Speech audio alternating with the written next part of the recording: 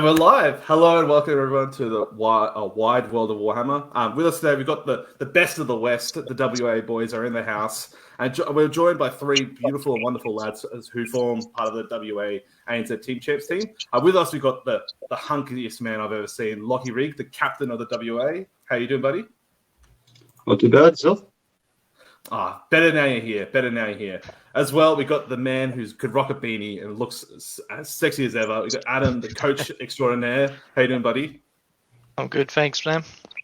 Very good, very good. And he's got no face cam, but I'm sure he looks beautiful and he's ready to rock and roll. We got Nathan. How you doing, buddy? That I am. I'm very good, thank you. There's a reason he doesn't have a camera.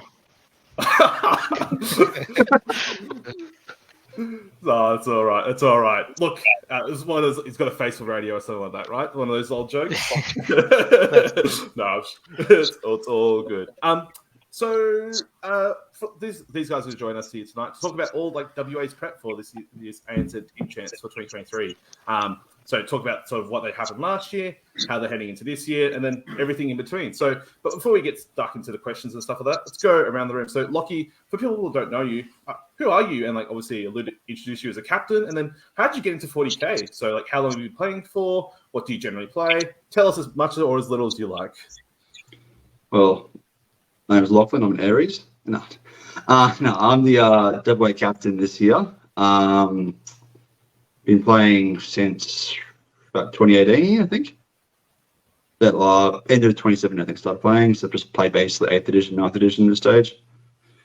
Been around the circuit here locally, playing competitively for the last few years.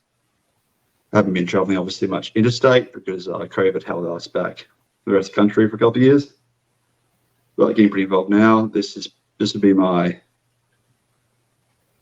4th ATC. Every year I've been playing 40k, I've been the ATC, so I reckon it's my highlight of the year, to be honest, for playing 40k.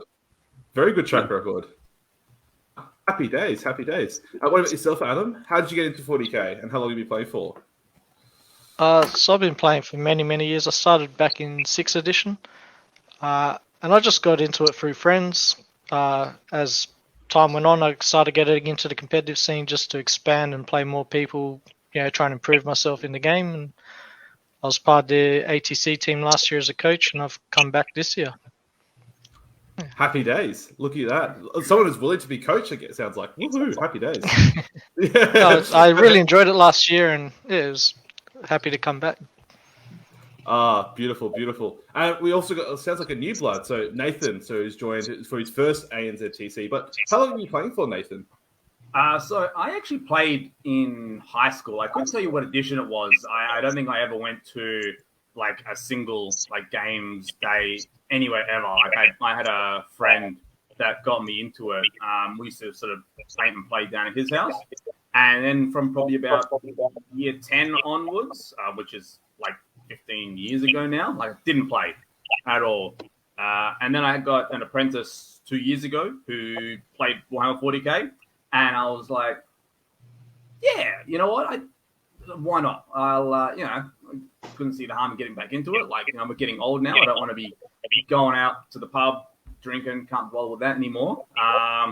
So I started officially this time around the end of 8th, just in time for like Centurion Madness and all the rest of it. Beautiful. I mean, changing beers to Warhammer, I'm sure Dale would have words about you could have both, but look, I think maybe Warhammer might be a healthier habit. I don't know. I mean, plastic crack versus alcohol, maybe you can have a bit of both, right? But glad to have you here. So, obviously you guys went pretty well last year, and you guys have been going pretty well for a couple of years. Unfortunately, ended up 2nd place, but obviously still a good result. But like, how was that journey? Because I know, so obviously Locky and Adam, you were there last year. How was recap the event for us? Were you guys happy about the results or unhappy? And like, what was it like? Maybe starting with yourself, Locky. From a team perspective, happy with the result. We came there. Our minimum requirement, our minimum goal was to podium, and we're going there for the win, not to settle. Falling just shy against Queensland with the draw on them, and then coming over because they had the high points. Can't really hang your heads there. It was pretty good. Everyone some really good yards last round. Like we won the favourable side of the draw as well, so can't really say anyone left anything behind. So pretty happy with the team. Good experience, lovely players. The venue was great. Hosts were great. As much as it hurts me to say, actually travelling there was actually good. Being in Newcastle. Yeah. There you go. Go ahead. I'm sorry. Yeah. It's lovely there. The team running it was fantastic, and I'm sure we'll have similar experience this year in Queensland. But that was my third ETC, and I've come second every time. So I'd like to win one eventually. Well, hopefully this year's the year, right? Like, surely now, right? 4th time's the charm, right? 4th time's the charm. Yeah. Now you don't have Matt Morrisoli, like, holding you back. Now you guys can actually.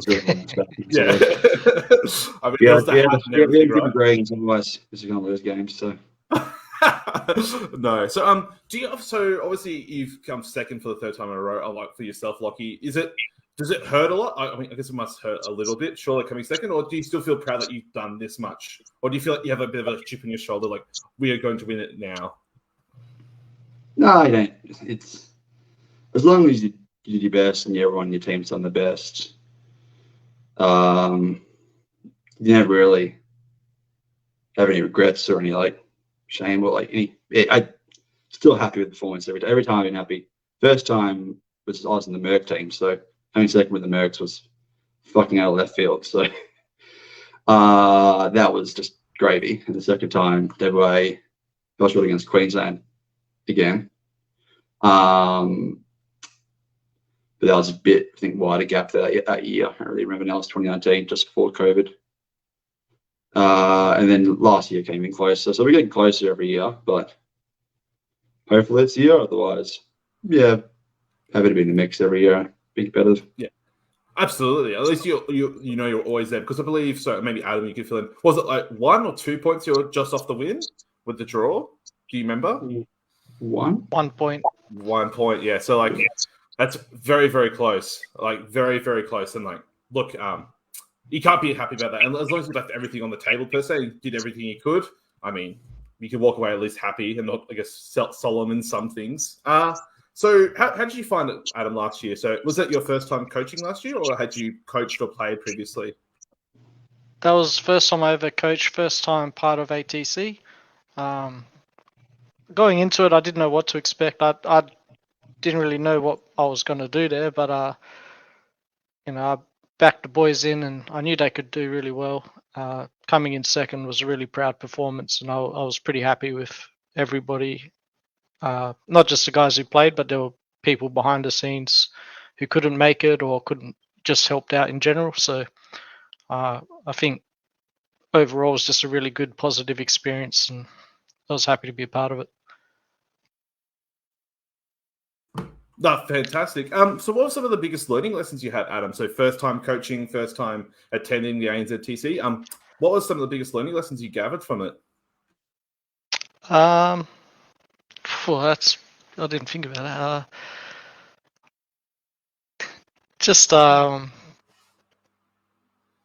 I guess for me personally, I think the biggest thing is learning your pairings and your predicted scores, things like that. That's probably the most important part of your before the tournament.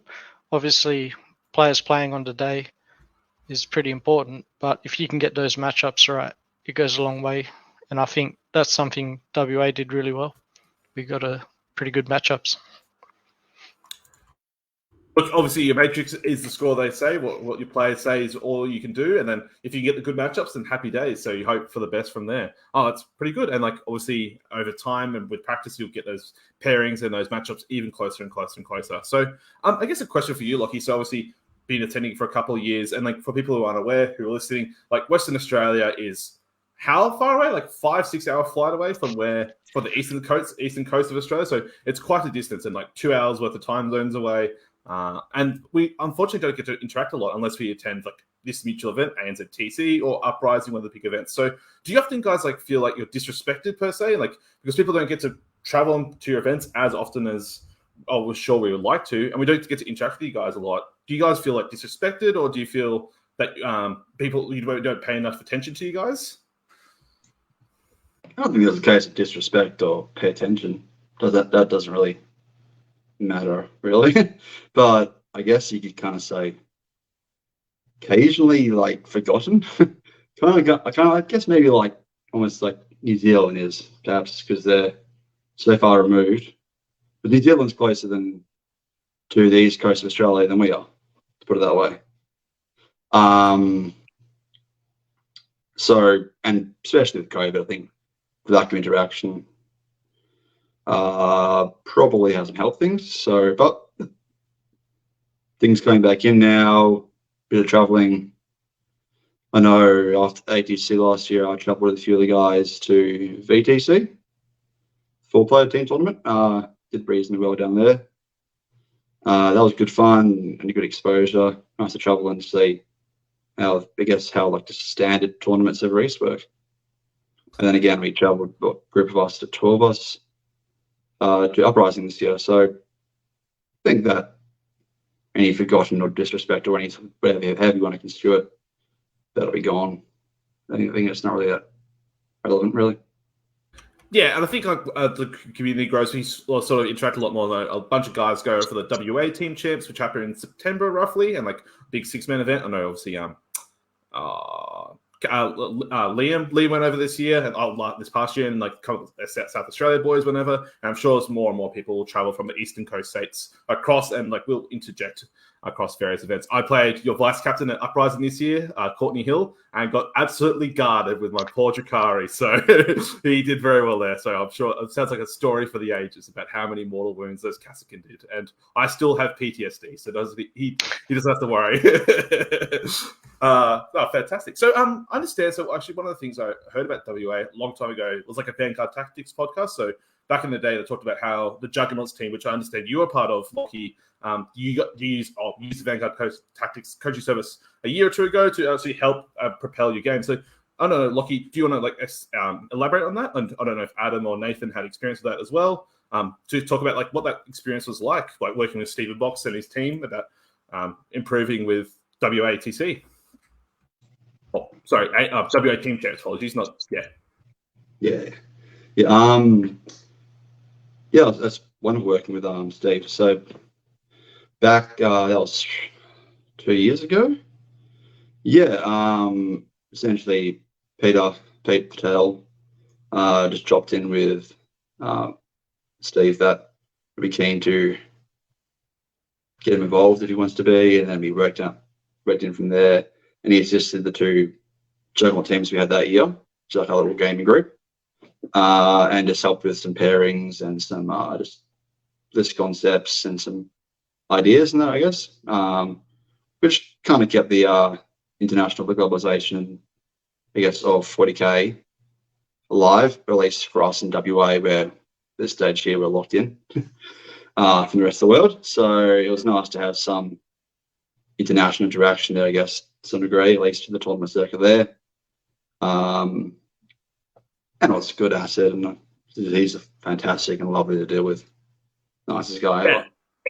That's awesome. Like getting someone else like outside, just get an outside perspective, because as you said, like you're locked in at this stage with WA, like obviously so far away, you can almost have an echo chamber per se, I'm sure, of like ideas and thoughts, and get someone from an outside perspective, someone who's done well in the UK. It's great, and obviously get some feedback and just question some of your ideas, which is obviously helpful. Someone else who I'm sure questioned your ideas that helped last year was Matt Morosoli, who was part of the WA team. So, Adam, what were some of the biggest things that like Matt Morosoli brought to your team? Was it obviously he's the best athlete in Australia from the sounds of things, and I don't know, a fantastic human being. But like, what are some other like ideas that you maybe guys learned off him? Like, was it some of the way you paired? Was it the way you acted as a team, or the way you played the game, or like just some general tips? So, just his experience, really.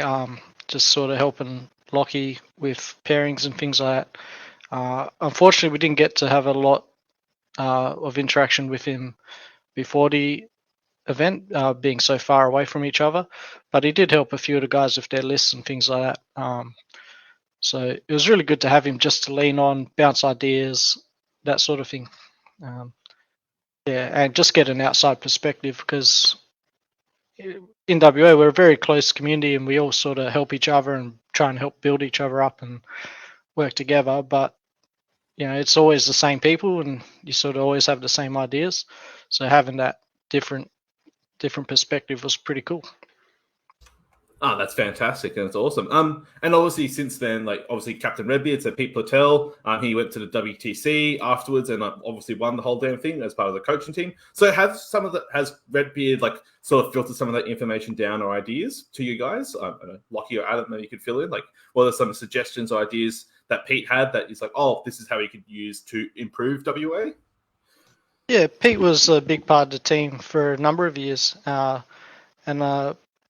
he's not part of it this year, but the influence he's had has continued on. We haven't tried to change too much from previous years, still just build on what we've done successfully and, maybe implement some of our own things and see how we go. Oh, fantastic. So, Locky, obviously captain this year. What's some of the things that you wanted to improve from last year into this year? And like maybe you can elaborate like how you've also brought on some newcomers, so Nathan being one of them. Like what are some of the biggest things you tried to improve from last year to try and hopefully take the crown this year? Well, it's a fair bit of new blood we're looking at. Just changing, looking at changing, but I've gone through a fair few changes. The outgoing captain stepped away from the team. We made some few couple of changes in the players. Sully's the one-year wonder has retired. Banned from ever coming back to WA. And now we've got a few new players in. Nathan's one of them. We got Callum German, who was selected last year but got COVID 4 days before ATC and couldn't travel. And his replacement, who wasn't selected but came across, is now selected. So I guess he's technically new, but not really. And we got that gentleman's brother. So there's two siblings in the team, Michael and Rob Horton. So they're technically all, I guess, new as players of the team. Rob was involved as a coach in 2019, but hasn't been around since mostly. So yeah, fair few changes there, and it's about, I guess, keeping the consistency we had in previous years going forward. And yeah, I think we've really not changed much. It's been working pretty well so far. We know where our strengths lie. We know we want to work as a team. We don't have this the pairing process we've been using and we're working with for the last couple of years has been pretty effective. So we can keep going with that. We're not really biased or favour or like take 2 or 3 players and give them all the green to the big wins. We kind of just everyone pulls their weight as a team. We'd rather have everyone have close with games rather than have like a couple of 20s and a couple of zeros. That's kind of the approach I guess we take. Yeah, more than fair. More than fair. No, it's great having that team mentality. Like when people get the good matchups, give them the good matchups. I guess try and avoid being selfish for yourself. Like don't get all the constant 20 greens. If you, but if it happens, Locky, it happens, right? I mean, as a captain, sometimes happens. It was what the coach said. I swear, it was part of the pairings. It meant to happen. No. So, like Nathan, so new coming to the team this year. What have been like some of the biggest things you learned? So, have you had much like 20 nil WTC teams experience, or like first time sort of attending a big team event like this? This is definitely the first time I'm attending a big tournament.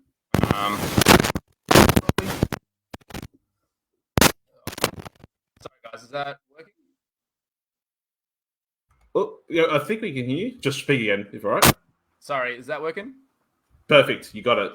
Excellent. This is my first like big sort of team tournament. Obviously, I've done the local ones that we've had, but most of my experience was singles, so it was a pretty big change when you come across, because all you're taught when you're playing for singles is like, all right, so when you figure out you're 5 points ahead, just turn your brain off, win by your 5 points. The differential doesn't matter. Like, conserve your energy and then just move on, play the next game. But, then you come to the team format and it's like, well, no. Like, we'd actually prefer you to to not do that. And you have to play as hard as you can every game to get the points that you said you're going to get. It's like, okay, well, it definitely forces you to look at how you play the game a lot more. Like I'm typically a bit more of a reactive sort of defensive player, and then I'm sitting there going, sometimes this just doesn't work out to, they spiked their saves this turn when I didn't expect them to. That's a point gone off my differential. Like that's a thing. So 100%. It's a very big change coming across. Yeah, absolutely. It's a different mentality. Like you learn on the day, I'm sure during practice days, like people don't play as normal the singles would. Like if they're in an unfavorable matchup, they will play completely unconventionally just to secure those 2-3 points in terms of differential rather than play a fair game almost. And it's a very funny thing. And talking about being in a defensive mindset, like we had one of our guys last round, they both thought they were bad matchups and they just looked at each other almost like Spider-Man meme, like, are you going to move? Are you going to move? And they're just didn't move for 5 whole battle rounds. It's sort of 10-10. They're like, okay, cool. So you'll learn that on the day, and I'm sure during your practice some of those things will come up. So, Adam, so what are we like? So it sounds like a bunch of new blood's been entering the scene, and for this team, a lot of new blood. What have been some of the biggest lessons learned from these players, or things you've picked up as a coach from these guys that they have to understand more? I'm not sure. I guess can we come back to that? No worries at all. No worries at all. Oh, That's all right. Come back to it. Let me think about it. Just too many lessons, right? Or they're just all perfect. That's probably what it is. They're just amazing. Well, it's more they learn from me. So it's all right. So we do have a coach in the chat. Question in the chat there, Adam, for you there. So what did you learn from last year that will help you be a better coach this year? Was it to some of your toe sucking abilities from Matt Morosoli, or was it the Zinger box trade, or how to run the quickest 100? I mean, what's some of the what's one thing you learned from last year that'll be a better coach this year? I think I'll just be more prepared now that I know what to expect going into it. I've sort of got plans to work with that. Whereas last year I was sort of just more, part of it was asking the other coach, hey, what are you doing? And sort of stealing their notes kind of thing. And so I think just there's not a lot different that I will do, but I'll just be better prepared and implement it probably a bit better. No worries. Got some planned espionage this time instead of impromptu espionage. That's really perfect. More than fair. So you guys refer to obviously your quote unquote isolated per se. Have you guys tried to implement some TTS practice to try and get some more international audience, or have you just tried to talk with people from other states and regions to get better practice? I don't know, Locky, maybe you can elaborate. Is it all kept in-house, just practices among yourselves to get ideas and concepts? No. Until they lock down, everyone talks to each other. No outside influence. No, absolutely none of that. About half the team is quite active on TTS. Nathan's probably one of those, so he's probably speak to that better than I can.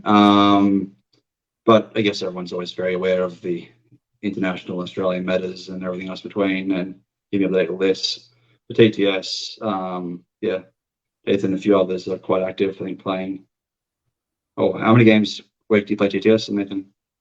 At the moment, probably only 1 or 2. Definitely used to play more a bit back, but we've just been so busy with work. But it's pretty good.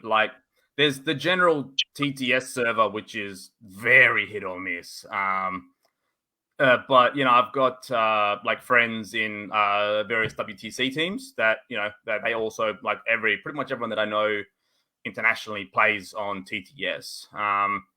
And playing some of those games is just debilitating, man. I play, for instance, against Liam VSL from Team Belgium, and he just destroys you. It hits turn 2, and you're just what the hell just happened? I've got nothing left. And just the way that they play as well, the things that we're all taught, do stuff, make sure you've got all your measurements and everything done on your opponent's turn, and you get to your turn and you can just go ahead and do it all ASAP. Whereas I still sit there a bit on my turn. I'm just like, oh, okay, well, this didn't happen how I expected it to, or whatever. And and I sit there and I still have to think. I think most people do. But then you play against these really good players, and it gets to their turn, and they're just like, all right, this is going here, this is going here. Like, movement phase is over in like 2 minutes, and it's just straight to psychic and shooting, and like everything they devote somewhere like does exactly what it's supposed to do, like within like the standard margin, and you're just like, wow, like that's the next level up that I'm actually trying to get to. So it's definitely pretty insightful, I find.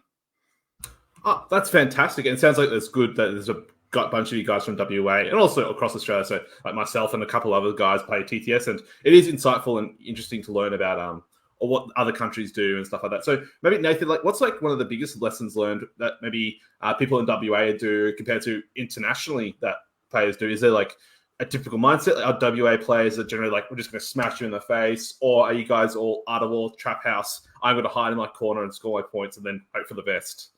Or is it like some other like, maybe things like maybe you guys things like, oh look, I think obliterators are the hot shit, and whereas people in the world are like, you're stupid, and then in reality, obliterators hot shit. I don't know. What are some things? It's always pretty funny. It might not be like play differences because we've had quite a wide range of players. Like aggressive in your face ones, and the more defensive, like they know what they're doing, set everything up for every turn, have units ready every turn for what they need it for. Typical stuff you'd expect. It's more the list differences, and like a few of the sort of like article writers that read lists and write them up every week are just like, what the hell is going on in Western Australia? Like everyone always goes on about like the Australian meta, because Australia in general, we always dare to be different. But then everyone looks at WA and they're just like, what are you guys doing over there? So yeah, I find it's less playstyle differences and more just list differences. Like, we got some pretty crazy guys over here, and there's a lot of fun lists that come out that are actually really good that just don't get exposure overseas, but they still play really well. Yeah, fair enough. And like, obviously, I think Australia generally try to take a different or unique approach in some list design, and I'm sure WA just extrapolates that and just increases it tenfold. Maybe like starting with you, Locky, what is it about WA that you think people trying to innovate or create something completely different? Is it the terrain? Is it the players? Or just is it the approach to the meta that you guys have? That's something that's not easy to pin down. Ever since I've got involved a few years ago, my first reaction was, geez, everyone likes knights here. I realized the rest of the world did not like knights. And it's just been odd. It can be a strange meta here. Ebbs and flows massively. Definitely a lot of skill lists around, and people like to take something that's definitely out of the ordinary just because they can. I guess with a small vacuum and you play in the same regular guys, I'll go to a tournament and I might play the back half of the event the same half a dozen guys a lot. It does get a bit repetitive. And then some guys will take variation of skill lists just because they can. It's something fun to do, I guess. I know once ATC finished, I'm going to take something very strange to the next event before the end of our ninth. Got to check out with a bang, right? So have some fun while the edition ends. Awesome. What about you, Adam? So you've been around the scene for a while. Do you know, is there a reason you think why WA takes a bit of a different or unique approach to lists? Is it the terrain? Is it Michael Bask? Is it the water that you guys drink over there? Like, what is it? I think the terrain doesn't really play much. We do try and use WTC or close to maybe our own variation of it at times. I think it's just being so isolated, we sort of just, use our own ideas and look at things differently, or whether's, people in a more populated area might have, one person says this, so he says this, and it's sort of just more people get on board the more meta stuff. Whereas here, we're kind of just doing our own thing and making it work. Yeah, sure. And especially, I think in an isolated community like you guys, like you sort of tech for each other. So like we're in a global sense or a global community, like where it's like obviously maybe UK, where it's like 200, 250 play events, you sort of tech for the meta per se. But where you guys in Perth or WA, like you can sort of tech for yourselves. Like, I know what Adam's taking to this event and I can probably tech for it or be prepared for it. And that's probably just like extrapolated in like such a small, tight-knit community because you just generally know what each person has. I also think the meta also plays a part because everyone thinks, oh, I'll take something off meta. And then everyone's taking off meta because it's, we're all different. Yeah. Yeah. No, absolutely. So how did you guys like select the team for this year? So maybe Locky, you can explain like how do people like apply for WA and then how did you guys select your lineup for this year? Our process is quite there's quite prescribed process. We have an application form. Essentially, you fill out this details, you populate a bunch of fields in a basically fill out PDF form. And then we go through a process of selecting the team from there. But how it starts off is one of the outgoing leaders of the team, being this trio that basically manages the team each year, gets appointed or voted by the other leaders to stay in. They then form the start of the team for the following year. The selection committee being, let's say, Mike Bask, the remaining passing over leader, and the one community member, normally appointed someone independent that's running like game stores or whatever.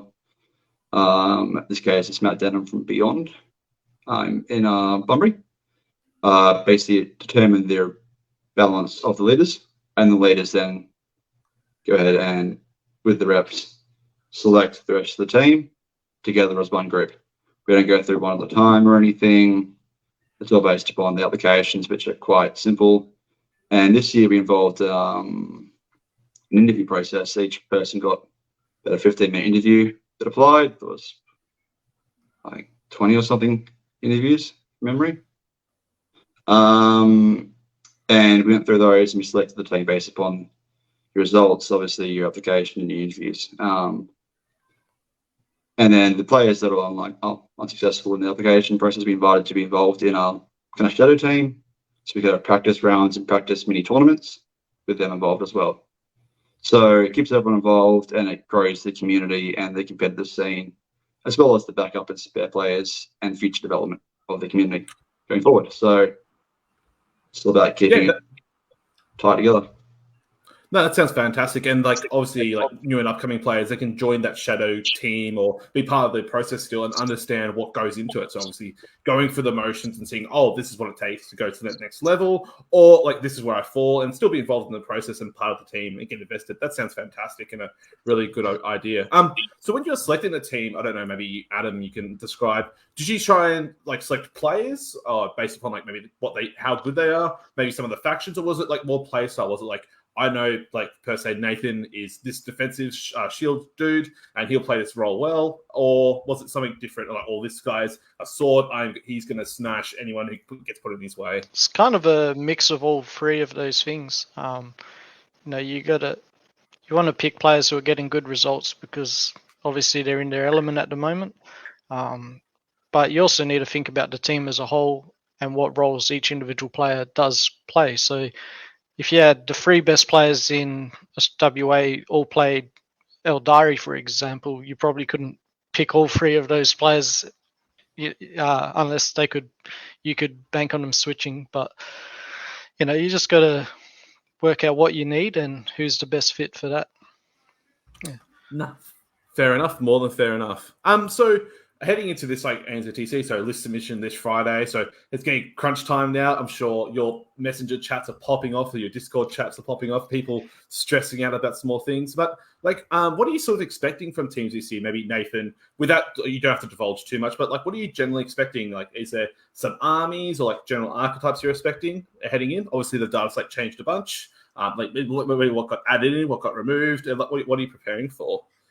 I think you can pretty much just look at pretty much any event or the faction win rates now, and you can pretty much see like who's going to bring what. There'll be some variations. People will bring off meta because that's always a decent pick as long as the army's good.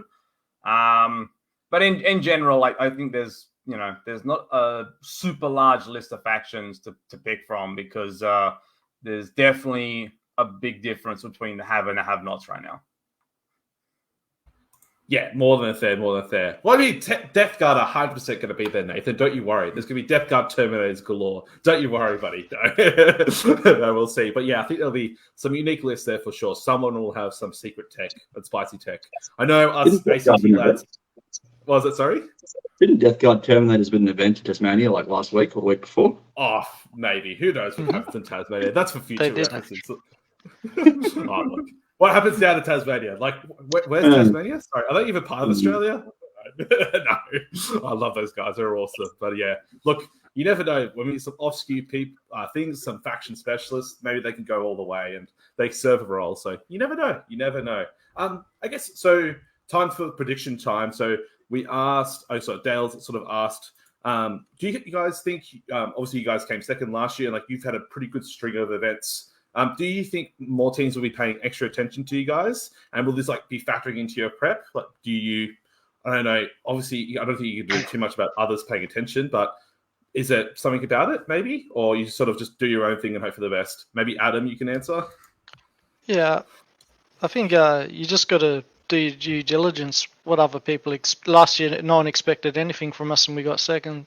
If they're going to expect more from us this year, that's irrelevant. We just got to do what we expect because we have our own expectations and our own goals, and that's what we aim for, not what everyone else thinks. So I'm sure we can expect hazard suits and drones, right? Surely, right? It's going to be this year, right? I will try something else this year. Joking. All good. The guy who did that list, he's going to have his list extra better this year. Yes. Look, it was everyone on the team has to check his list. Look, I will say it was very, very cute. It almost worked. But unfortunately, rats. But if you're happy to say, like, what was that experience like? Like, if you're happy to say, what was that like? So obviously last year, tried to submit something and it almost passed, but unfortunately got reduced to effect. What was that experience like? Was that like a massive hindrance, or did you guys were you able to still perform with it? Maybe Locky, you can expand. Well, we didn't know that it was illegal or not allowed, basically. So that was, and he had played all practice games on the basis that it was. So it turning out that there was an FAQ involving it was a huge shock. Don't mean to like mince words, but like, it decimated the list, and then he got sick. He couldn't travel, and we had to throw someone onto playing his list without drones. Oh no! Oh, poor guy. So Mark Gordon he got the lovely chore of running around with a towel with hazard suits without drones, and just being paper mache, basically. People going through them. He got and he happened to play, I think, one of the WTC members basically every round as well. So that was fantastic for him. So he got the best taste of everything. Look, I hope it was a good experience at least. Like, I got to play against some good players and like learn some things. And look, someone has to eat some shit, to say the least. And unfortunately, it was him on the day. And so there's pairings, but. Look, we'll make sure for this year, right? We'll make sure for this year. But talking about podiums and expectations, who do you expect to be on the podium? Obviously, you guys are going to be first, right? Obviously. But who are some others? Yeah, obviously. But who are some maybe others that you expect to be alongside you? So maybe Nathan heading in first year. Who are some like bold predictions that you expect to be on the podium? I think there's the one that everyone's pretty solidly. It's obviously Queensland's going to be up there. But I don't really know enough about the other teams to really make any other predictions. Yeah, just no ACT are coming for you, buddy. No, we'll see we'll do our very, very best to happen. What about you, Locky? Any predictions on who you think will join the podium alongside you? Us and the two New Zealand teams, obviously. Fair enough. Easy done. Come over for the first time in a couple of years. They'll have some off-meta randomness and been practicing in their silos. See what happens. What about you, Adam? Any predictions on any predictions? Who joined? I mean, they won it last year. You can't go past Queensland. I think they'll be back at it again this year. And for a sneaky one, I'll say New Zealand. I hear they're getting coached by Morrisoli. He obviously brings a bit of something. So, yeah, he helped us. Maybe he can help them get up there. Look, we'll see what happens. It sounds like he's just traveling around, like just he's on a rotation service. Must be an Art of War thing, like a 1 year service, be part of the ANZ team. So, look, he was with ACT, I know, 1 year, and he's got WA, and he's just going all around the shop. But we'll see what happens. So gun for hire. Gun for hire. There we go. Absolutely. Looks like Daniel Mahaj has said, like, don't give Locky more than 5 minutes on the podium. He'll be over there for an hour. Is there like a story behind this at all, Lachlan, or just talking some smack? Yeah, that's Dan talking smack. No, more than fair. No worries. Cool. So before we wrap things up, do you guys have any final shout-outs or plugs that you want to do before we close out the show? Maybe start with yourself, Adam. Any final shout-outs or plugs, or anything you want to talk about? No, I just want to say thanks for having us. It was great talking to you, and good luck to everyone going to the tournament. Absolutely. I'm sure, hopefully you get to play against you guys this year, and then we'll talk a lot of shit at them, I'm sure, of each other. And I'll let you do some espionage, don't worry. We'll talk about all the other teams and work each other out. We'll help each other out. Yeah. So, Get secure that 1 and 2 spot. Boom. Happy days. Working together. Happy days. Not without too much collision. What about yourself, Nathan? Any final shout-outs or plugs? Just a shout-out to all the Perth homies. How we doing? And thanks for listening. No worries. And the captain himself, you got to do a big send-off. So, Locky, any final plugs or shout-outs or anything else? Oh, thanks for having us on, firstly. It was a great time, and I'll be happy to be here. But also thanks to our sponsors. We got sponsors this year for WA, Beyond Odyssey and Bunbury in WA, great hobby supply stores and game stores. And then Argonaut Securities and Keithside Transport, who have helped cover a lot of costs, because travelling over east for us is a costly affair. But otherwise, full credit to the boys. Right, fair enough. I mean, like, just finally, Lockie, so you mentioned there about the cost. So for people who aren't aware, like, how much does it roughly cost for you guys to travel from WA to Queensland to the East Coast? Like, could you give like a rough figure, like, to show like how much it is? Too much. And like, too much is the answer. Yeah. So all the sponsors, I'm sure, help a lot. What was this? Like, maybe one of the boys can correct me. Including travel, hire car, accommodation, like $1,500 combined. Something like that. Yeah. Per person. Yeah. So, Yeah. No, $1,500 for all 8 or 9 of you. Woohoo! Happy days. $100 trip. Maybe if it was in Bali. Yeah, there we go. That's the real answer. The Pacific Team Champs. That way, everyone can come to Bali, enjoy, get nice beers, and there we go. That's the real answer. Might be worth having a look for next year. There we go. So yeah, that sounds perfect. Oh, I mean, we're probably a shorter flight for you guys, anyways, right? Or very close to, maybe. it's much shorter, and it's half the price. Oh, there you The go. flight. Got it sorted. So there you go. Michael Bask next year, when he hosts it, he'll just be secretly hosting it in Jakarta, or maybe not Indonesia, in Bali, to make it nice and easy for everyone. It's Beyond Odyssey in Bali, so don't you worry. Happy days. So just before we wrap things up, I've just got some quick little sponsor things. So guys, join. This is obviously hosting down in the 40K. We got a Patreon, like, to support these shows and stuff like that. So if you want to support the guys, there's early bird access for tickets and stuff like that. There's also D6 Designs AU. Code is DU40KL. 10% off. Get your cool, sweet dice, and they ship even over to WA, even that far away internationally. So there you go. So get some cool dice with some nice symbols. And then lastly, Emperor. So obviously, as well as Beyond Odyssey games, shout out to Pete Patel. He's an absolute lad. I love that guy. There's Emperor, who also do some shipping and some good stuff. So use code DU40KL or 40K in the messages, and show support. So thank you guys for coming on. Appreciate obviously staying up for this one, and I'll talk to you guys soon and see you guys in just over 2 weeks. It'll be very exciting. See you then. Cheers, Sam. Cheers, guys. See ya. See you, Sam.